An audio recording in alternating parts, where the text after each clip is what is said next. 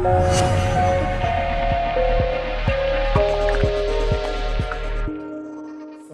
I'm going to start with a story.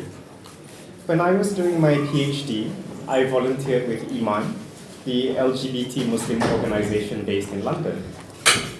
And for Iman's 5th National Conference in 2012, I organized a panel discussion with some British Muslim activists. And beforehand, I wrote to around 10 Muslim charities, and 7 or 8 replied quite supportively. And in the end, we had a panel represented by the Association of British Muslims, the Muslim Women's Network, the Islamic Society Britain, and Yahya Burt, who was then a trustee of the City Circle but spoke in his personal capacity. Now, a founding member of Iman said he'd never seen anything like it. At the first Iman conference in 1999, only one Muslim organization wanted to engage, and that was Al-Muhajirun, a terrorist organization, and they wanted to engage by killing Iman members for homosexuality. So what was even more remarkable at this conference was when Yahya said, "The Muslim organizations have failed people like you in this room for such a long time, and for that I am truly sorry." And he said he had come to learn how to be a better ally. And then a room full of LGBT Muslims wept joyfully when they heard this, and I led the charge because I cry when I'm happy. But this is the easy part, because what does it mean to be a Muslim LGBT ally? And I think the dilemma can be represented by what I'd like to call the confident LGBT Muslim ally and the tentative ally. So the confident ally believes that the Quran cannot possibly condone homo, bi, or transphobia. And they usually support their feeling with, verses that celebrate diversity, such as this one, or verses that forbid spying and backbiting, right? And invading people's privacy. Now, the tentative ally really wants to be more supportive, but there's a stumbling block. The tentative ally says the Quran clearly forbids homosexual behavior, and surely the verses on the people of Lut are non-negotiable, such as this one. Now, before I continue, let me stress what this talk is not about. I am not going to convince you on what Islam really says about homosexuality, because I cannot do that in 15 minutes. Right? I'm also not going to rehearse all the Islamic arguments against homosexuality and transgenderism, because there are a gazillion sources that do that already. You can knock yourself out with them in your own time. Right? This talk is about people like Yahya and the other Muslim allies who turned up at that Iman conference. Why would a heterosexual Muslim become an LGBT ally? More specifically, what would it take for a tentative ally to become more confident? So I'm going to address this from the perspective of social contact theory, specifically social bridging and social bonding. Now, if you're not familiar with these terms, bridging happens when you build a meaningful relationship with someone from a very different background. Bonding is about connecting with people who are already like you. So here's a diagram, if it helps, of bridging and bonding. So, I'm interested in people like my Malaysian friend, Marina, and I'm not using her real name, and you'll see why. Now, in her early teens and 20s and early 20s, Marina was a committed Salafi. She handed out leaflets in the mosque on the dangers of feminism, secularism, and homosexuality, and she shushed people who chatted during the Friday khutbah. So that kind of a committed Salafi. And then she became engaged to a Salafi brother from America while she came to the UK to do her MA. And then he got thrown into Guantanamo because he was traveling to Afghanistan to join the jihad there. So Marina was distraught because her fiancé was in Guantanamo. And one day, she broke down during prayers with her Salafi sisters. But instead of focusing on comforting her, she said they were more concerned about the wisps of hair that were poking out of her hijab. And then she also had a classmate, Evan, a gay atheist, who was concerned about her. He checked up on her when she missed lectures, reminded her of deadlines, and when it all finally came tumbling out, he became her shoulder to cry on. He helped her to think through the legal and political issues behind her fiancé's detention. He had numerous coffees with her, and they complained over and over about falling in love with bad guys. Right? So she thought, wow, the only person who really cares about me during this crisis is a gay atheist, not even my Salafi sisters. And then this created another crisis. Marina had to revisit everything she had previously thought, believed, or felt about secularism, atheism, and homosexuality.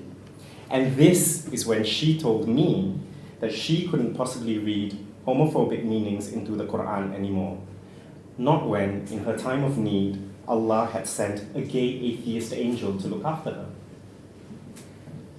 So when I was doing my doctoral research on gay Muslims in Malaysia and Britain, I met a few Muslims like Marina, more than I expected really in both countries. And we don't usually hear about them because in countries like Malaysia, their views get censored quite viciously. And in countries like Britain, they often get drowned out by Islamophobia from outside Muslim communities and from the taint of takfir from within. Still, I think there are several heterosexual Muslims who are publicly vocal about being LGBT allies. So let's look at some examples with a caveat. So most of the individuals I've listed here are LGBT allies, but there are question marks around a couple of them. So let's play a guessing game. It's like Sesame Street, right? So let's see if you can guess who they are. Who's this guy? Very good. That's Professor Omid Safi, director of the Duke Islamic Studies Center, and you might know his books, Progressive Muslims and Memories of Muhammad. Who's this? Yep, Professor Amina Wadud, the Muslim feminist theologian and imam, who was a keynote speaker here last year, by the way. And who's this? Very good. Jonathan Brown, Associate Professor of Islamic Civilization at Georgetown University. You might know his book, Misquoting Muhammad. And I am sorry for perpetuating US hegemony by starting with the Americans. This is internalized imperialism, so I'm sorry. This is Tariq Ramadan, needs no introduction, Professor of Contemporary Islamic Studies at Oxford. This guy needs no introduction, Sadiq Khan, Mayor of London. The list doesn't get better, now it's Eurocentric. But now let's go to someone from the world's biggest Muslim country, which is Indonesia. Does anyone know who this is? Okay. This is Professor Musda Mulia, who lectures in Islamic political thought at the Sharif Hidayatullah State Islamic University and was former research head of the Indonesian Council of Ulama. And does anyone know who this is? This is Marina Mahadi, who is a board member of the Malaysian feminist organization Sisters in Islam and is the daughter of our former Prime Minister Mahathir Mohamad, who infamously sacked his deputy Anwar Ibrahim for corruption and sodomy. So I've chosen these people because I think they're a good snapshot of the diverse positions of Muslim intellectuals, leaders, and activists on gender and sexual diversity. And I've summarized their positions for you today based on the public statements that they have made over the years on three key issues: same-sex marriage, violence against LGBT individuals, and whether homosexuality is immoral. Right? So let's have a look at their positions. So as you can see, Omid Safi and Amina Wadud publicly are very comfortable being LGBT allies at all levels. Right? Let's go to Jonathan Brown. So Jonathan Brown believes that homosexuality is immoral, right? But as a Muslim American, he believes minorities need to be given full civil rights. And he justifies this within classical Islamic jurisprudence. For example, when Muslim authorities used to allow Zoroastrians to engage in incestuous marriages and would allow Christians to cultivate wine and pigs. So I'm not condoning his logic, I'm just summarizing it. Right? Let's go to Tariq Ramadan, who believes that homosexuality is immoral, does not support same-sex marriage, but believes that LGBT individuals should not be persecuted. But I put a question mark there because to me, I think he's addressing Muslims in the West. I don't really know what his position is on the criminalization of homosexuality in Muslim countries, right? Now, Sadiq Khan, as we know, was the most famous Muslim Labour MP to vote in favor of same-sex marriage. But from his public statements, it's not easy to gauge whether he thinks it's immoral or not, and that's why there's the question mark. Musda Mulia created a firestorm in Indonesia when she was head of the Ulama Research Council, when she said that to her, the Quran does embrace sexual diversity and that there is nothing wrong with homosexuality, right? And that is Marina Mahadi's public position as well. But they both haven't commented on same-sex marriage, and I suspect this is probably because it is too risky in their context, especially given their other feminist activist projects, right? So this list is not exhaustive, but I'd like to note one particular category that's missing, this missing category of prominent Muslim. Can you guess who's missing from this list? What kind of representative? There does not seem to be a male alim from a Muslim majority country. Ta-da! That is Maurice Kazami, he's an Islamic studies scholar with Fahmina, which is an Indonesian NGO that was set up by progressive and liberal madrasah or pesantren graduates in Indonesia. So Maurice is a madrasah-trained alim. He admits that initially he was quite anti-LGBT and began to do dawah among sex workers and LGBT people to get them to repent, right? But the more dawah he did, the more he had to get to know the LGBT community and liked them and respected them and then felt challenged until one day he thought, are the LGBTs wrong or are my religious views misguided? So then he decided he was guilty of a biased reading of the Quran and decided to revisit his Islamic scholarship. He publicly supports same-sex marriage, is against the persecution of LGBTs, and does not believe that homosexuality is immoral, all from an Islamic perspective and all based in Indonesia. Right? But the reputational costs for taking stands like this is very high. So for example, with Marina, in 2013, 70,000 leaflets were distributed at mosques after Friday prayers in Malaysia, takfiring her for supporting LGBT rights. Right? Marina sued them, they apologized, and I think they apologized because they realized that they had also defamed her in ways that wouldn't hold up in court, not because they were truly sorry. And I was in touch with her throughout this ordeal, and strong as she is, she was quite shaken. You know, she felt like she was on a hit list, and she feared for her family's safety. And above all, she was personally affronted that they made it seem like she was not a real Muslim just because she's a feminist, she doesn't wear a hijab, and she supports LGBT rights. Now, I might go 1 or 2 minutes over, but I think this is important. I'd like to pause and observe some of the recurring counter-arguments I've heard to what I've been saying. So remember this guy, yeah? Omar Mateen, the supposed ISIS supporter who opened fire at the LGBT nightclub in Orlando last year. Now, when that happened, we saw a spike in Islamophobia from the usual suspects, Milo Yiannopoulos, Katie Hopkins, and other admirers of Donald Trump, the Mango Mussolini, or Cheeto von Tweedle. But we also heard qualifications from some Muslim scholars and leaders, like Omar Mateen was a closet homosexual, so it had nothing to do with Islam, he was mentally unstable. Like, under proper Sharia, you can't take the law into your own hands like this anyway.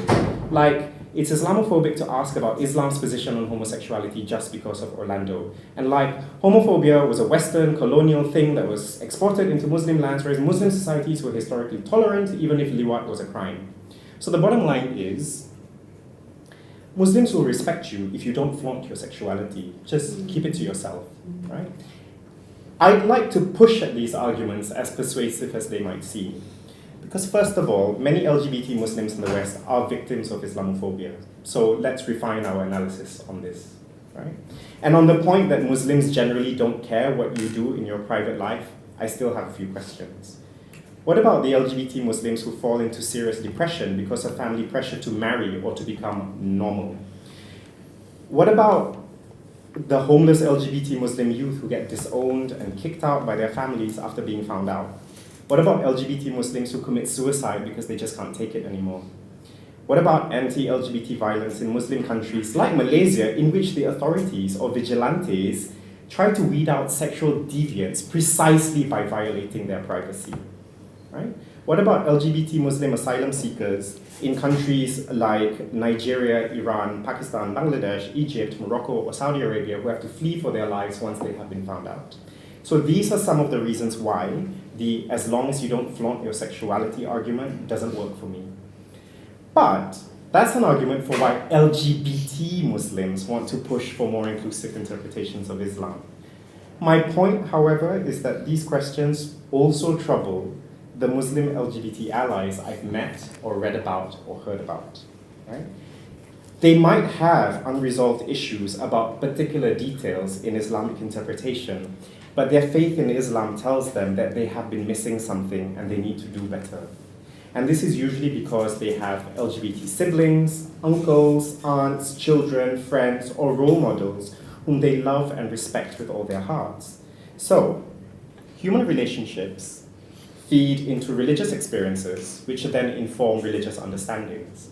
And for some people, religious understandings can transform to include sexual diversity as an integral component of social justice. And I think these are the ingredients in the making of Muslim LGBT allies. Thank you. Thank you.